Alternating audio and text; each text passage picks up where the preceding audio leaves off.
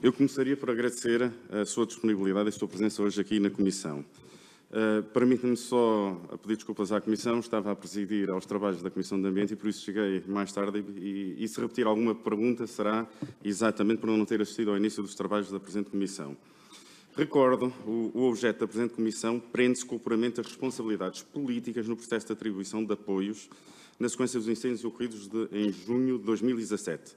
Não no sentido, conforme já foi referido várias vezes, e quase insistentemente até à exaustão nesta Comissão, de transformar vítimas em criminosos, não é esse o objetivo, mas o objetivo para o PSD é de que as vítimas não sejam duplamente vítimas, ou seja, vítimas da tragédia, que não é objeto os acontecimentos da tragédia que ocorreu nos incêndios nesta Comissão, e vítimas da incorreta gestão dos apoios e da ajuda humanitária.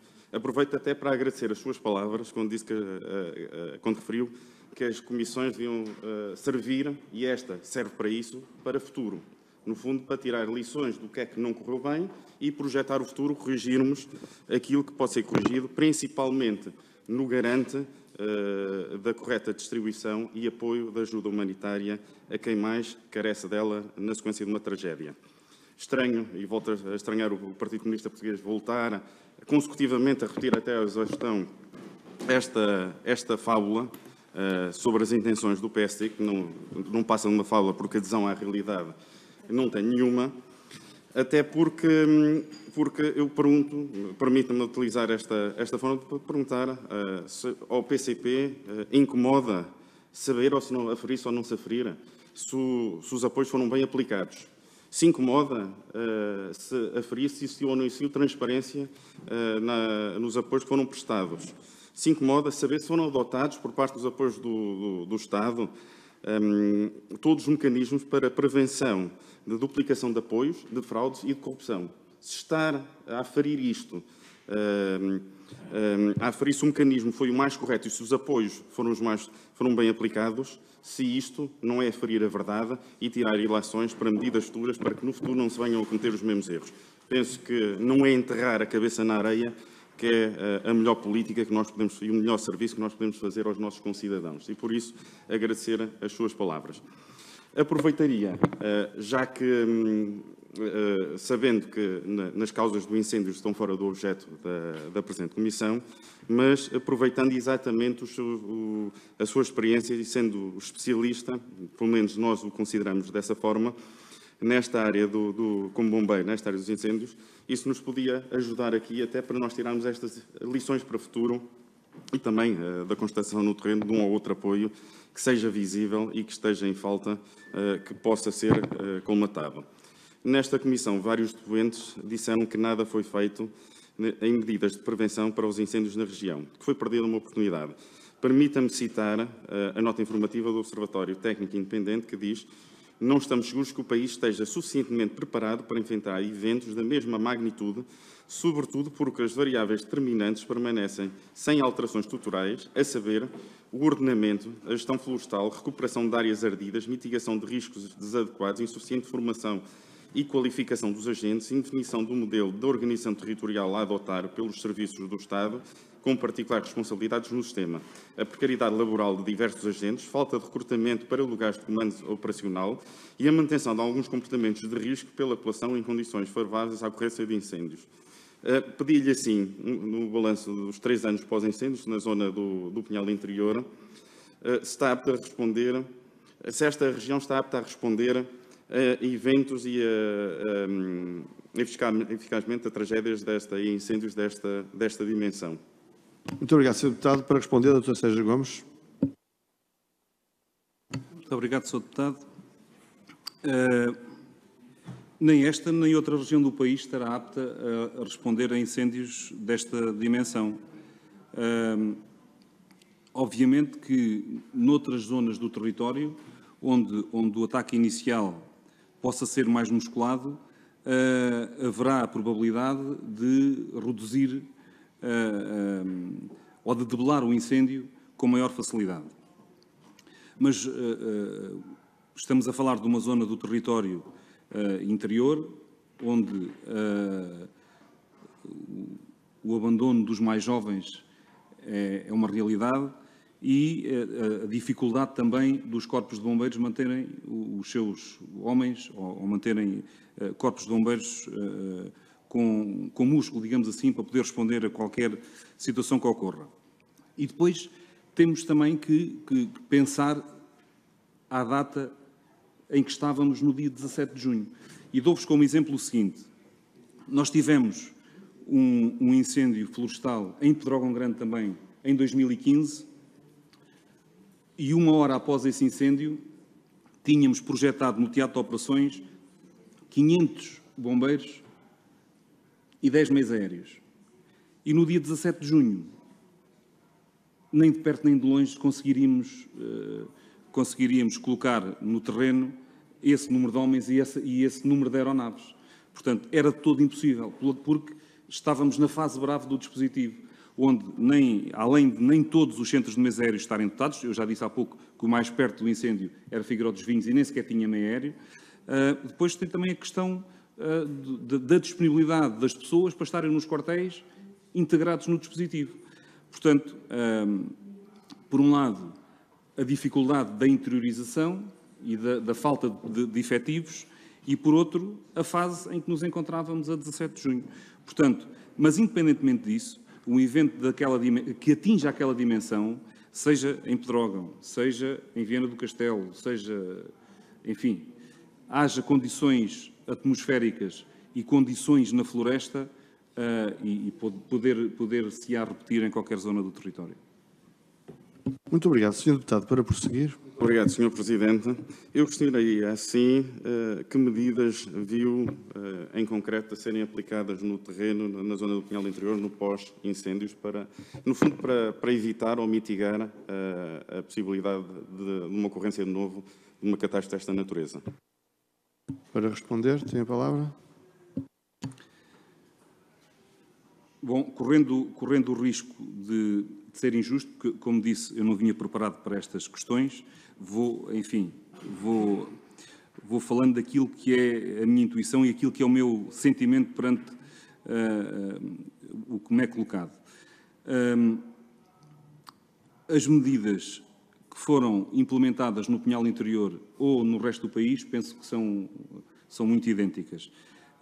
No Pinhal Interior, propriamente dito, não me parece. Houve aí, em determinada altura, um incremento de equipas de intervenção permanente, as designadas EIPs, que quase todos os corpos bombeiros do país terão uma equipa disponível para ocorrer a qualquer tipo de ocorrência na área de atuação do Corpo de Bombeiros, mas penso que estas equipas não servem, ou não são suficientes, melhor dizendo, para os incêndios florestais. Porque as EIPs, que tanto foram badaladas há uns meses atrás, ou há uns anos atrás, eu penso que não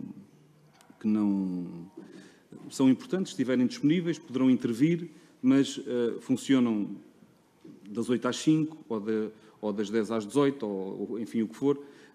Portanto, se houver um incêndio fora daquele horário, já não estão lá. Portanto, não me parece. Em termos de medidas concretas, na zona do Pinhal Interior, eu sinceramente não estou a ver quais foram, e ainda há pouco lá passei. As estruturais, então, não vi nada de especial. Muito obrigado, Sr. Deputado. Para prosseguir. Muito obrigado, Sr. Presidente. Eu penso que há pouco referiu, peço que se não foi exatamente assim que me corrija e que densifique esta afirmação.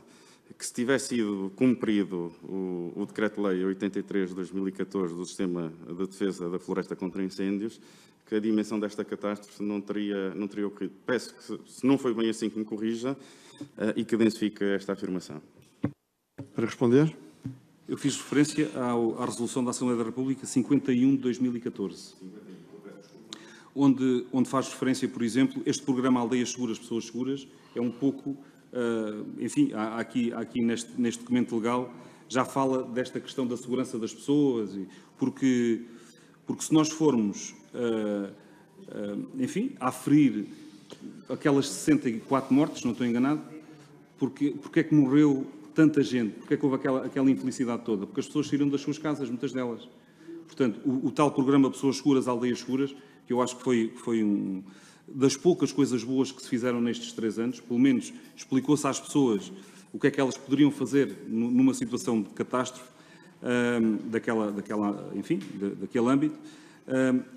Muitas destas pessoas, ter-se evitado a morte de muitas destas pessoas, elas terão ficado em casa. Portanto, isso, enfim, eu penso que isto é público, não estou a dar novidade nenhuma. E isso estava vertido neste momento de 2014. Muito obrigado. Sr. Deputado Paulo Muito Leitão. obrigado, Sr. Presidente. Na mensagem de Natal de 2017, o Sr. Primeiro-Ministro assumiu o compromisso do Governo de fazer tudo e que tudo tem de ser feito para prevenir e evitar, naquilo que é humanamente possível, tragédias como a que vivemos este ano, como melhorando a prevenção, o alerta e o socorro, a capacidade de combater as chamas, mas, sobretudo, centralizando na persistência que existe o tempo, mas que é mais decisivo e estrutural a revitalização do interior e do reordenamento da floresta. Questiono se teve a oportunidade de verificar se estas ações ocorreram no terreno. Para responder, Dr. Sérgio Gomes. Não. Não verificou ou não ocorreram? Só para... Não verifiquei.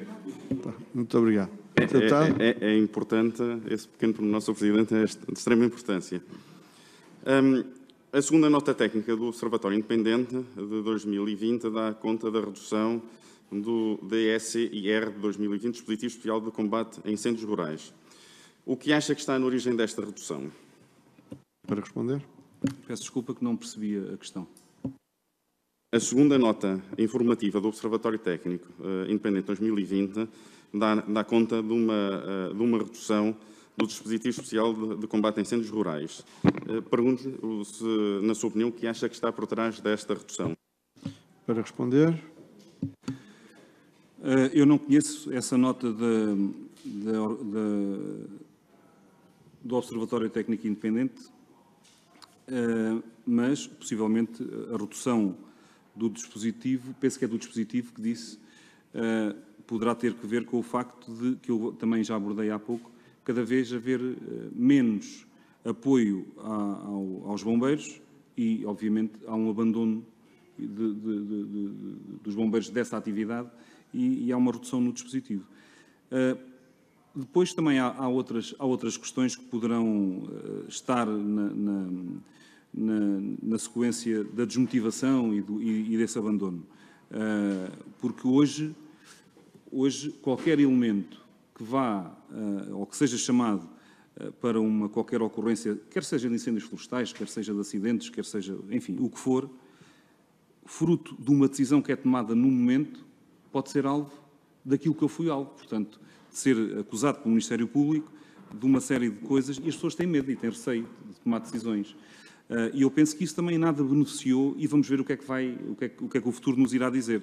Porque as pessoas têm medo de tomar decisões, têm medo de ser os primeiros a chegar, e isto tem reflexos, na minha perspectiva, complexos num futuro próximo. Relativamente a esta redução em concreto, eu não conhecendo de fundo, mas penso que tem que ver com o abandono da atividade. Sr. Deputado Paulo Leitão. Do mecanismo de apoio europeu, na altura dos 50 milhões, 26 milhões terão ficado para instituições do Estado, como a GNR, a Proteção Civil, o Instituto de Conservação da Natureza e do Fundo Florestal Permanente. O objetivo anunciado em 2018 foi a reposição de veículos, reforço de material e de combate a incêndios, e eu penso que já foi aqui questionado, mas pergunto-lhe se foi para além daquilo que referiu há pouco, porque me pareceu, confesso, pareceu bastante pouco. Para responder. Eu desconheço por onde é que esses fundos foram, não faço ideia. Tem conhecimento de algum destes valores, desconhece na totalidade, ou tem conhecimento que tenha sido utilizado noutras medidas, como reflorestação, a reposição de infraestruturas? Para responder. Não, desconheço em absoluto. Para concluir. Pensa que, apesar deste valor de cerca de 25 milhões supostamente terem sido aplicados, de acordo com os relatórios, ou seja, terão mesmo sido aplicados, se Portugal está hoje, à data de hoje, mais preparado. Eu penso que esta pergunta é um bocado redundante, mas eu queria aqui, no fundo, fazer o paralelismo com os valores em causa e, no fundo, da preparação para incêndios desta dimensão. Para responder. Já disse há pouco, na minha perspectiva, Portugal não está melhor preparado. E digo isto porque eu, desde que tomei posse em 2013, em Leiria, 2014, Leiria foi o distrito do país com menor área ardida. O que é, enfim, na altura foi gratificante para nós e gratificante para todos os intervenientes no combate. Leiria, nem de perto nem de longe, se posiciona nunca como o distrito com menos área ardida. Arderam 100 hectares em 2014. Mas já em 2013, onde arderam 2.200, não estou enganado, 2014 os tais 100, depois 2015 à volta de 1.000 hectares, 2016 também à volta de 1.000 hectares, eu dizia muitas vezes que, dizia sempre que havia a apresentação do dispositivo, porque havia uma apresentação, era comum fazer-se a apresentação do dispositivo antes de iniciarmos o período de incêndios, e eu dizia que não sabia até que ponto é que era positivo nós termos estes números, termos área ardida tão reduzida, simplesmente pelo facto de, na floresta, nada ser feito de um ano para o outro. Portanto, se em 2014 arderam 100 hectares, se 2014 para 2015 a única coisa que acontecia na floresta era os combustíveis crescerem, os combustíveis finos e os combustíveis grossos e todos, enfim, toda a floresta crescer, estando mais disponível para arder no ano seguinte, eu não sei até que ponto é que isto era positivo. Portanto, cada vez mais ia havendo um acumular de biomassa na floresta, suscetível de arder e de causar uma catástrofe. Portanto, e longe de mim pensar que iria ser exatamente no meu distrito. Portanto, aquilo que eu dizia tantas vezes aconteceu precisamente no meu distrito. Portanto, e olhando também nesta perspectiva, eu penso que Portugal hoje não está mais preparado ou melhor preparado do que estaria em 2017.